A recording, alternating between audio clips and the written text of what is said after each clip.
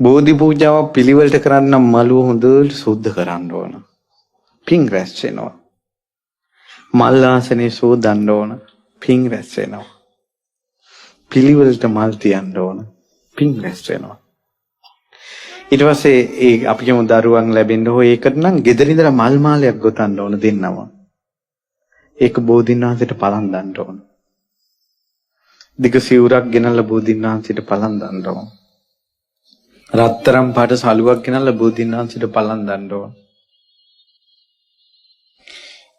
කොඩි ගේනවා නම් බෝධින් වහන්සේට පලන් දාන්න ඕන. ඒ කියන්නේ කඳට දාන්න ඕන, නැත්නම් රන් වැටට දාන්න ඕන, නැත්නම් ආසනේ ට්‍රේ එක බන්දීසියක තැම්පත් කරන්න ඕන.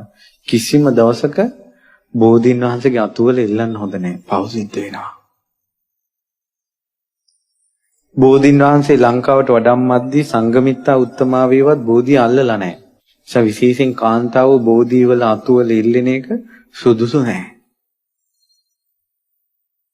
හිතන්නකො හාමුදුරු නමක්ගේවත් කකුලක් අල්ලලා වඳින එක ස්ත්‍රියකට සුදුසුද? එහෙනම් බුදු කෙනෙක් විදියට වඳින බෝධින් වහන්සේ අල්ලන එක සුදුසුද? සුදුසු නැහැ. ඒකයි ගොඩාක් ආච්චි අම්මලාගේ බෝධි පූජා හිස් වෙලා යන්නේ. බෝධි එල්ලලා කොඩි ගැට ගන්න නිසා. සතාන් සිව්පාව ඇඳපු කපුටෝ නයි ඇඳපු ඒවා ඉල්ලන්න හොඳ නෑ බෝධියේ. හොඳම කොඩිය තමයි බෞද්ධ කොඩිය. ඊළඟට බෙහෙත් පූජා කරන්න ඕන. නිකන් කොළබොල නෙවෙයි. කසාය තම්බලා පතාට එකට හින්දලා පූජා කරන්න.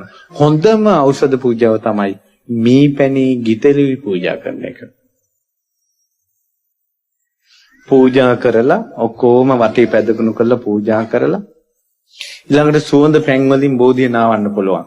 හොඳම සුවඳ පැන් තමයි සමම්පිච්ච මල් කලින් දවසේ කඩලා කලයකට දාන්න ඕන. දාලා පහවදා මේ මලුත් එක්කම පැන් වක් කරනකොට සුවඳයි පැත්තම. ඊට පස්සේ ওই විදිහට මේ පැන් බෝධිය දෝවණය කරලා සුවඳ පැන් වලින් බෝධිය මේවා කරලා වටේ අතුපතු ගාලා පිරිසිදු කරලා ඉඳගෙන හොඳට තිරුවන් වදින්න ඕන. රතන සූත්‍රයේ අඟුලිමාල පිරිත ජදග්ග පිරිත ආදී සජ්ජහායනා කරන්න ඕන. ඊට පස්සේ කරණීයමෙත් සූත්‍රයේ සජ්ජහායනා කරන පොඩි වෙලාවක් මෛත්‍රී භාවනාව වඩන්න ඕන. ගොඩාක් විස්තර දන්නේ නැත්නම් මම සුවපත් වේවා සුවපත් වේවා සුවපත් වේවා මා මේ ගමේ සිටින සියලු දෙනා සුවපත් වේවා සුවපත් වේවා සුවපත් වේවා මේ නගරයේ සිටින ආදි වශයෙන් මෛත්‍රී භාවනාව වඩන්න ඕන. වඩලා අවසානයේ මෙන්න මෙහෙම පින් දෙන්න ඕන.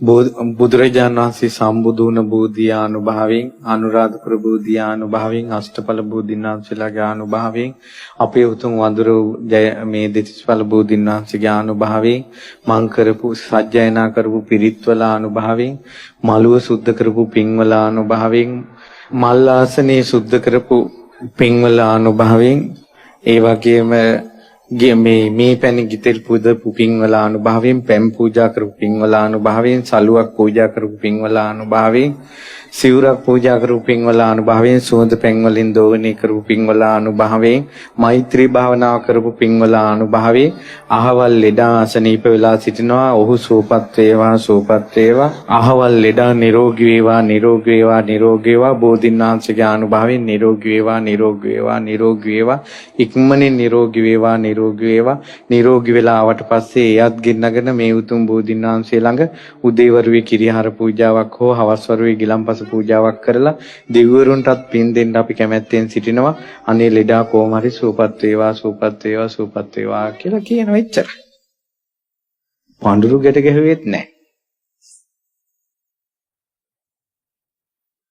ඔය විදිහට කළොත් පිහිට ලැබෙනවද නැද්ද?